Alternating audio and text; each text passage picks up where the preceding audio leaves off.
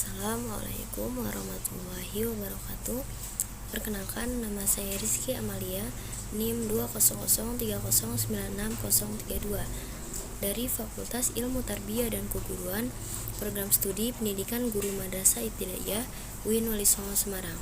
Di sini saya akan menjelaskan sedikit materi mata kuliah Konsep Dasar Bahasa dan Sastra Indonesia. Materi yang akan saya bahas yaitu tentang sastra anak. Yang pertama yaitu pengertian sastra. Sastra merupakan gambaran hidup dan kehidupan yang dituangkan dalam bentuk cerita yang dipoles sehingga menarik perhatian. Kata sastra merupakan kata yang berasal dari bahasa Sanskerta, yaitu sas yang berarti mengarahkan, mengajarkan atau memberi petunjuk, dan tra yang berarti menunjukkan alat atau sarana. Jadi, sastra berarti alat atau sarana yang digunakan untuk mengajar. Melanjut ke materi yang kedua, yaitu pengertian sastra anak. Sastra anak adalah karya sastra yang di dalamnya berisi nilai estetika dan hiburan yang secara keseluruhan dapat dipahami oleh anak yang berusia 3-12 tahun dan disampaikan lewat orang yang lebih dewasa di sekitarnya seperti orang tua, kakak, atau guru. Yang selanjutnya adalah ciri-ciri sastra anak. Ciri-ciri sastra anak itu ada 9. Yang pertama, mengandung tema yang mendidik. Yang kedua, alurnya lurus dan tidak berbelit-belit. Yang ketiga, tokoh yang terlibat dalam cerita diperkenalkan terlebih dahulu. 4. Dalam penceritaan selalu dibarengi dengan gambar. Tujuan dari iringan gambar pada penceritaan anak untuk memperkuat penceritaan sehingga anak-anak lebih mudah memahami cerita. Selain itu, kehadiran gambar adalah salah satu sarana untuk menarik perhatian si anak tersebut. Yang kelima, tokoh dan penokohan mengandung keteladanan yang baik. Yang keenam, menggunakan bahasa yang sederhana dan mudah dipahami.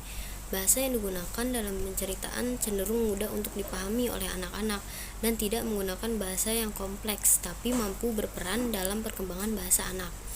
7. Desain buku bacaan yang unik untuk menarik perhatian. Desain buku itu juga penting. Lebih menggunakan desain yang seperti bentuk menyerupai buah-buahan, hewan, atau kombinasi warna yang menarik perhatian.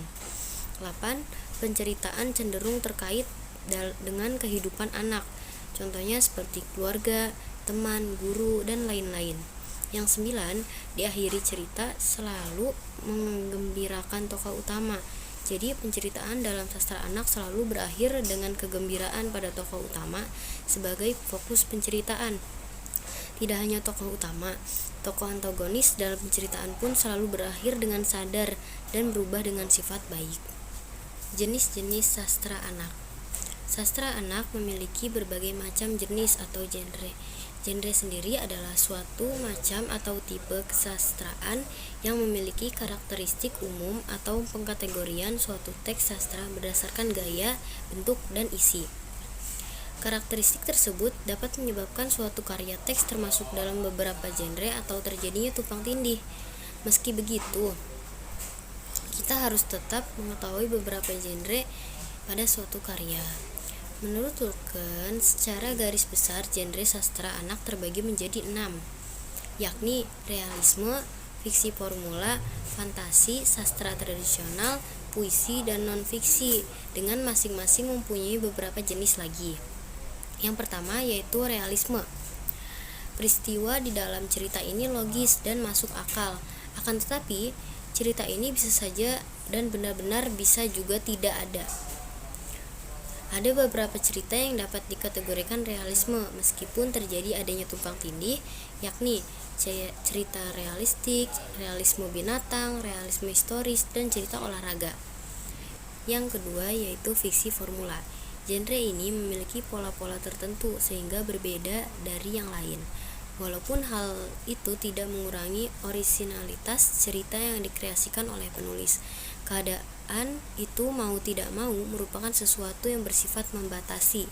Jenis sastra anak yang dapat dikategorikan dalam fiksi formula adalah cerita mistis dan detektif, cerita romantis, dan novel serial.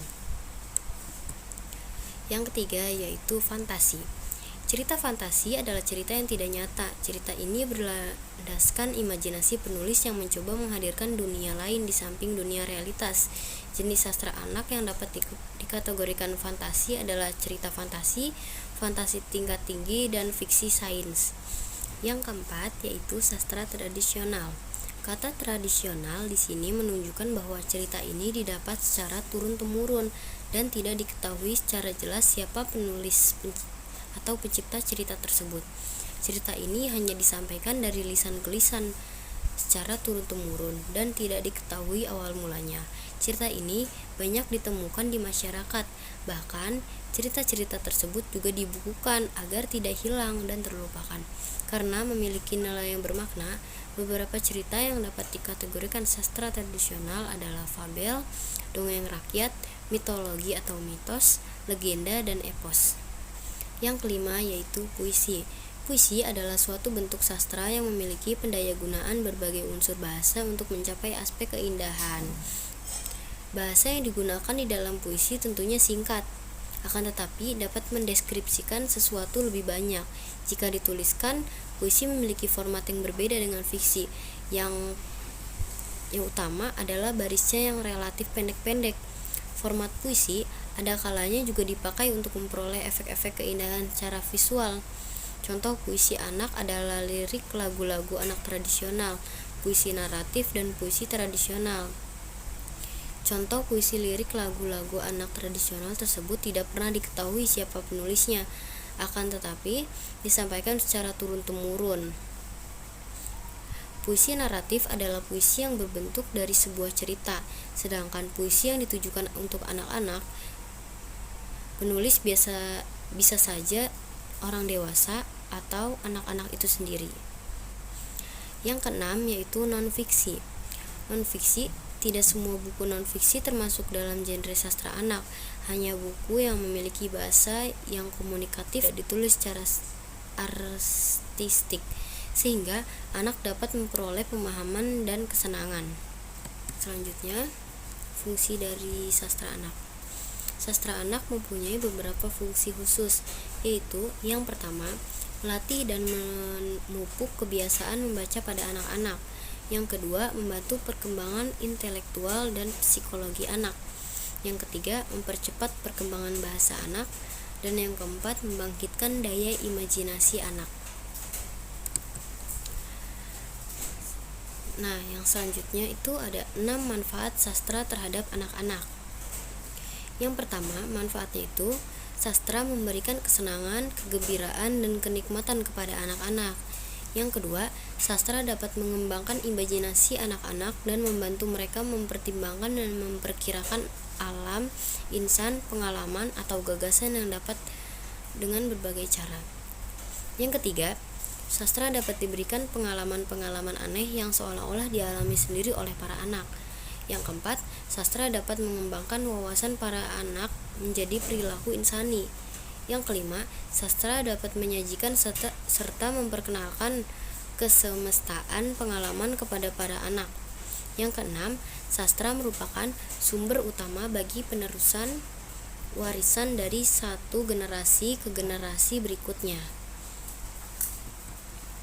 Sekian dari saya, kurang lebihnya mohon maaf. Wabillahi taufiq wal hidayah. Wassalamualaikum warahmatullahi wabarakatuh.